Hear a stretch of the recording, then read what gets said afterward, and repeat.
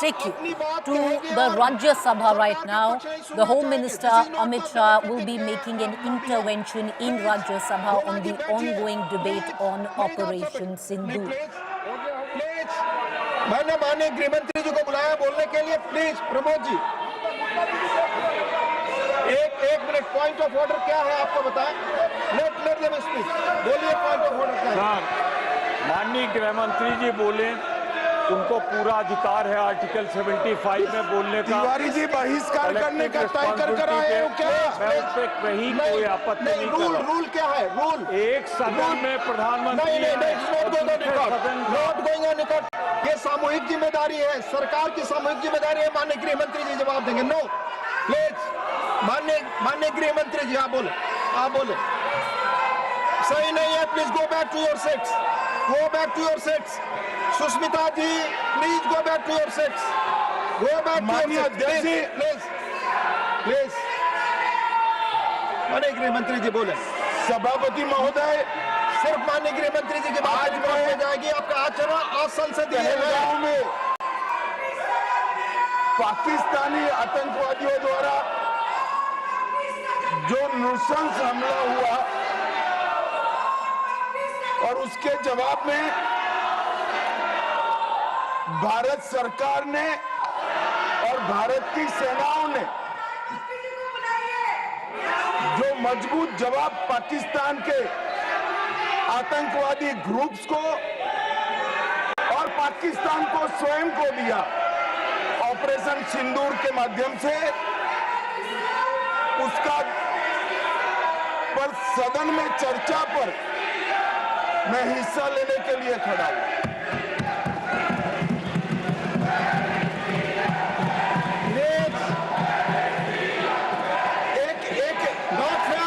एक मिनट सुनो, एक मिनट प्लीज, मैं आपका जवाब देना चाहता हूँ। अरे यार एक मिनट सुनो, एक मिनट अपनी भाषण नहीं कर रहा। प्लीज, दिस इज माननीय अध्यक्ष से पूछ रहे पीएम कहा है, इसका जवाब दे रहा हूँ। एक मिनट सुनो भाई, आपकी जो डिमांड है उसी का जवाब दे रहा हूँ। माननीय अध्यक्ष जी, पीएम साहब इनकी ऑफिस में ही है। उनको ज्यादा सुनने का शौक है क्या? भाई मेरे से निपट रहा है, काहे को प्रधानमंत्री जी को बुला रहे हो? और तकलीफ होगी, ये समझते नहीं है साहब।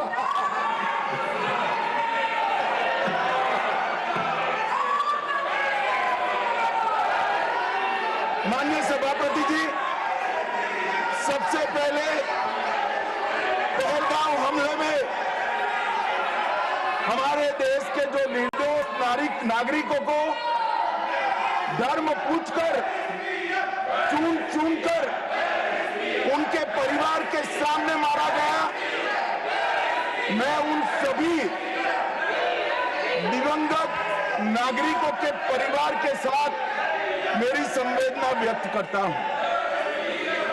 जब ऑपरेशन सिंदूर के बाद पाकिस्तान ने गोलीबारी करी,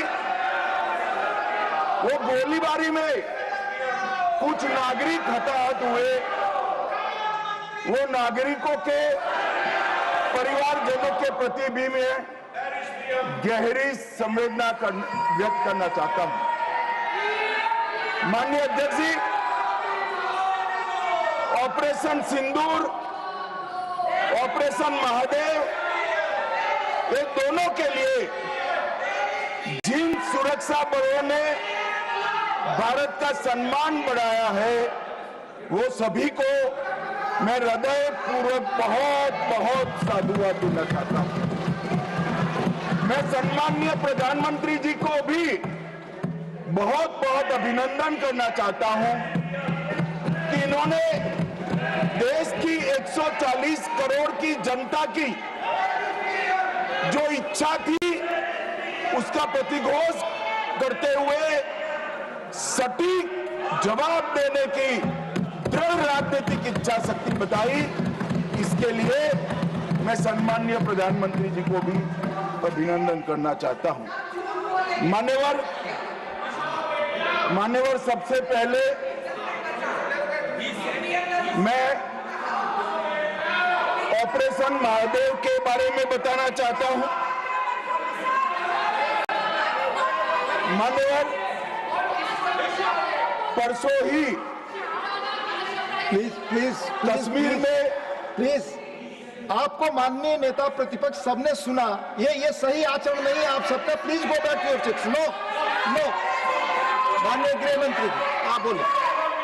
नहीं, खड़गे जी कुछ कहना चाहते हैं तो 1 मिनट के लिए बताने दीजिए। बताएं सर, आप सभी लोग अपनी सीट पर जाएं। माननीय एलओपी बोले please go back to your seats. Sir, go back to your seats. First go back to your seats. Mister Gokhale, mister Saket Gokhale, अपनी अपनी सीट पर जाइए। आप अपनी सीट पे नहीं है, please go back to your seat. Sir Manoj ji, please go back to your seat. Go back to your seats. Go back to your designated seats, then only available. Yes माननीय डिप्टी चेयरमैन साहब, मैं इसलिए खड़ा हूं शक्ति सिंह जी, तो मैं do not disturb the house. सब सदन के मेंबर्स का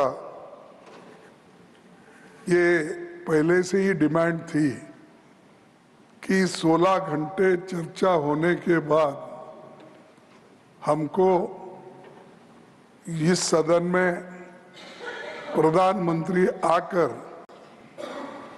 प्रकट होकर वो अपनी बातें रखेंगे और समाधान जो भी हमने सवाल उठाए हैं, बहुत से सवाल उनको संबंधित है।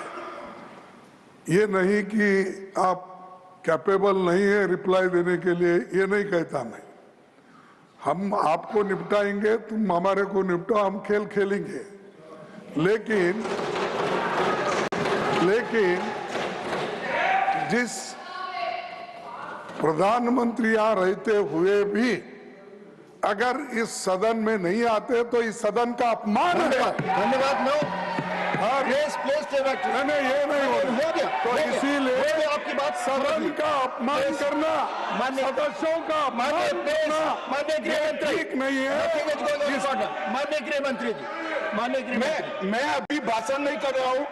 माननीय अध्यक्ष जी, इनके मुद्दे का जवाब दे रहा हूं। अब सुनिए खड़गे साहब, प्लीज लिसन इन प्लीज। मैं आपको माननीय खड़गे जी, मैं आपको इन्फॉर्म करना चाहूंगा, बीएससी मीटिंग में मैंने ऑलरेडी एक्सप्लेन किया था आपके सदस्यों को कि सरकार की ओर से माननीय कोई मंत्री जवाब दे सकता, ये रूलिंग है, आप फोर्स नहीं कर सकते किसी को। प्लीज प्लीज माननीय गृह मंत्री जी आप बोले।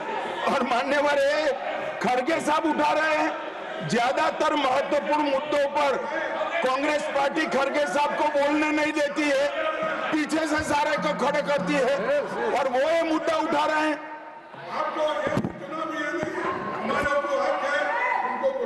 आपने बोल दिया। Please please please please let him speak. आपको मौका मिला, आपने बोला। इम्पार्शियल सर आप जज का काम कर, लेकिन आप हर बात को टोकते रहते हो। नहीं, आपको मौका दिया, बोला अगर ये प्लीज। हम क्या यहाँ खेलने आए क्या? आपने को मौका दिया, आपने बोला हमारे पास मैंने भी है। बताया कि मैंने और हर मीटिंग में क्या स्पष्ट किया तो था। आपने बात की, प्रधानमंत्री की बात की, इधर आपका स्टेटमेंट, इसका काउंटर भी लाया हूं मैं। I read the ruling, you have not listened, Mr. प्रधानमंत्री को यहाँ माने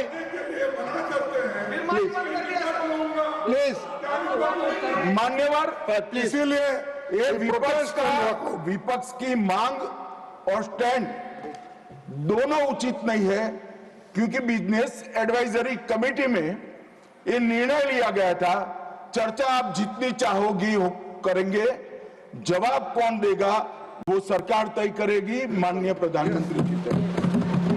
मुझे मालूम है मान्यवर ये क्यों जा रहे हैं, मुझे मालूम है मान्यवर मुझे क्यों जा रहे हैं।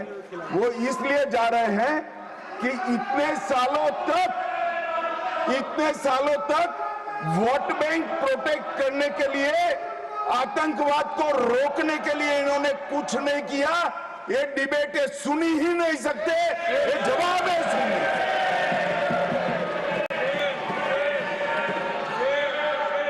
और जब भी ये कह रहे हैं और कोई लीडर ऑपोजिशन होता और ये बोलता तब तो मैं समझता, खड़गे साहब बोल रहे हैं। ज्यादातर महत्वपूर्ण चर्चाओं में कांग्रेस पार्टी उनके नेता को, लीडर ऑफ ऑपोजिशन को बोलने ही नहीं देती है। और वो मुद्दा उठा रहे हैं कि माननीय प्रधानमंत्री जी जवाब